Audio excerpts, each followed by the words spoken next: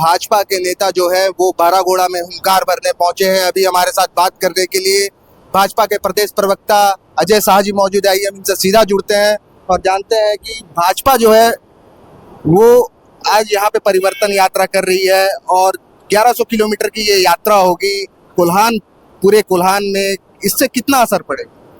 देखिए, इससे बहुत ज़्यादा असर पड़ेगा। आप तो यहाँ पर बैठे हुए आप सामने देख सकते हैं कि क्राउड जो लगभग 2 घंटे से क्राउड बैठा हुआ है। हमारे नेता बाबूलाल मरांडी जी का इंतजार कर रहा है और अभी हम लोग चित्रेश्वर धाम से निकले हैं। और इस यात्रा तो हालांकि आज से शुरुआत हुई है इसकी, पर अगर आप देखेंगे कुछ दिन पहले हमारे प्रधानमंत्री आदरणीय नरेंद्र मोदी जी यहाँ पर आए थे तो उन्होंने एक आगाज़ किया था कि यहाँ से जो हेमंत सोरेन सरकार है इसको उखाड़ करके फेंकेंगे। और अमित शाह जी अभी जो आए थे उन्होंने साफ साफ इस बात को कहा कि हमारा जो मकसद है वो सिर्फ मुख्यमंत्री बदलना नहीं है, इस जो पूरा सिस्टम है, ये जो व्यवस्था है, इसको बदलना हमारा जो मकसद है। ये ऐसा सिस्टम जो कि हेमंत सोरेन सरकार ने पिछले 5 साल में एक माल एडमिनिस्ट्रेशन, एक माल गवर्नेंस, एक कुशासन जो झारखंड को दिया है, हम उसको बदलने के लिए जो यात्रा है इसकी हम शुरुआत कर रहे हैं। जेएमएम वाले बोल रहे हैं कि भाजपा की डबल इंजन की सरकार जो नहीं कर पाई हमने वो करके दिखाया है। जेएसएससी सीजीएल के परीक्षा को संपन्न कराने को लेकर के अपनी उपलब्धि मांग रही है। देखिए, अगर आप किसी भी जेएमएम के प्रवक्ता नेता से पूछेंगे कि आपकी उपलब्धि क्या है तो पिछले 1-2 महीने में उन्होंने जो काम किया होगा सिर्फ उसको गिनाएंगे। यानी मतलब बिल्कुल साफ है, पिछले 5 साल में इस सरकार ने कोई काम नहीं किया सिवाय भ्रष्टाचार के। और जब इसके कुछ चंद दिन बचे हैं, कुछ महीने बचे हैं, तो ये क्या कर रहे हैं, स्कीम्स पे स्कीम्स लेकर के आ रहे हैं। और चूंकि ये सारे स्कीम्स एक साइकोलॉजिकल प्रेशर में, एक साइकोलॉजिकल फियर में लेकर के आ रहे हैं, तो हो क्या रहा है, इसका नुकसान जो है जनता को भुगतना पड़ रहा है। जैसे कि एक्साइज कांस्टेबल की बहाली निकाली तो उसमें अब तक 19 लोग जो है वो मर चुके हैं। मैया सम्मान योजना निकाला, कई सारे अकाउंट्स में जो एरर आ रहे हैं, बेनिफिशियरी को पैसे नहीं जा रहे हैं। आप देखेंगे चौकीदार का रिक्रूटमेंट निकाला तो हाईकोर्ट ने गिरिडीह चौकीदार के रिक्रूटमेंट को जो है वो क्या कर रोक दिया। आप एसएससी सीजीएल का देखिए तो यहाँ पर आम जनों को कितनी परेशानी हो रही है। आप जो मतलब कि इसको आपने एक सीजीएल एग्जाम, जैसा उस दिन यूपीएससी का भी एग्जाम हुआ है, एसए का पेपर हुआ, इतना स्मूथली हुआ जो गवर्नमेंट ऑफ इंडिया ने कराया, लेकिन आपने एक एग्जामिनेशन को जो है वर्ल्ड वार बना दिया। ऐसा बनाया जैसे कि यहाँ पर कर्फ्यू लग गया। मुझे तो ऐसा लगता है कि ये जो लीडर है यूपीए के, कहीं ना कहीं ये कश्मीर को मिस कर रहे हैं। और ये कश्मीर में होता था, आए दिन इंटरनेट बैन, जो ये कश्मीर का कल्चर है, और ये कश्मीर को मिस कर रहे हैं, 370 हटने से पहले वाले कश्मीर को, और वो झारखंड को भी जो है यहाँ पर वो कश्मीर बनाना चाहते हैं। जेएमएम वाले तो बोल रहे हैं कि भाजपा वाले ने एक स्लीपर सेल बना कर रखा है जो उनके हर एक कामों पर जो है वो पीआईएल तैयार करने का काम कर रहे हैं। देखिए, अभी कुछ समय पहले रांची में एक डॉक्टर अरेस्ट हुए थे, डॉक्टर इश्तियाक अहमद। उनका लिंक जो है सीधा सीधा अलकायदा से है। अब मुझे जेएमएम वाले ये बता दे कि स्लीपर सेल उनके लिए काम कर रहा है या भारतीय जनता पार्टी के लिए काम कर रहा है। हम तो बार बार कह रहे हैं, अगर बांग्लादेश के आप हालात देखेंगे तो बांग्लादेश में एक संगठन है अभी, हिफाजत-ए-इस्लाम, वो एक कट्टरपंथी संगठन है, फार राइट संगठन है, जो कि धीरे धीरे बांग्लादेश की जो यूनिस मोहम्मद सरकार उस पर कैप्चर कर रहा है। और हमें इस बात का डर है कि ये जो हिफाजत-ए-इस्लाम की विचारधारा है वो वेस्ट बंगाल के जरिए झारखंड में जो है जेएमएम सरकार के जरिए कहीं यहाँ पर घुसपैठ ना कर जाए।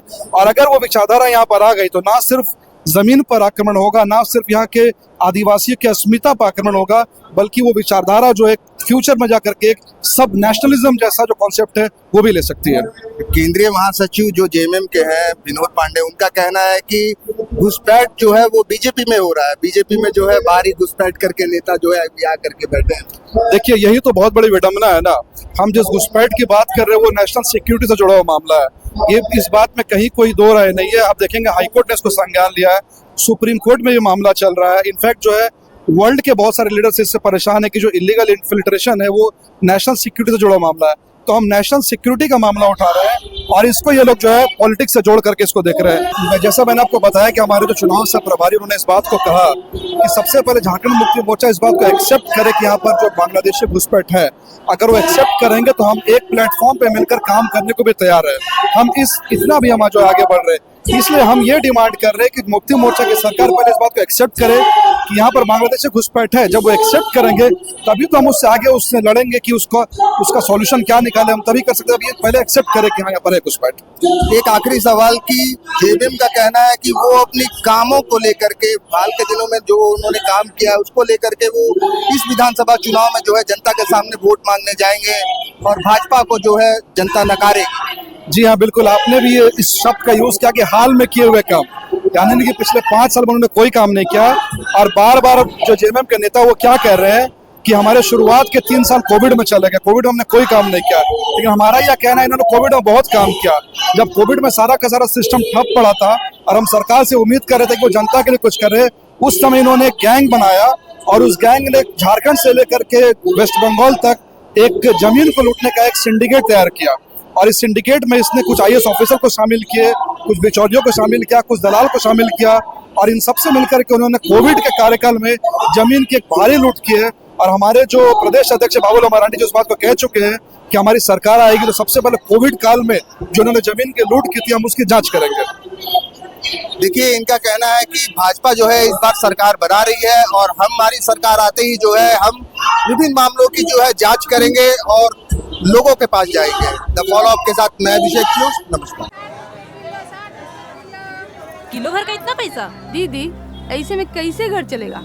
जेएमएम ने तो वादा किया था कि गरीब महिलाओं को महीने का 2000 चूल्हा खर्चा मिलेगा। तुमको मिला का? नहीं मिला। हमको भी नहीं मिला। हमें तो नहीं मिला, आपको मिला क्या? इन्हें तो चूल्हा खर्चा नहीं मिला, आपको मिला क्या? thefollowup.in. Like, share, and subscribe. www.thefollowup.in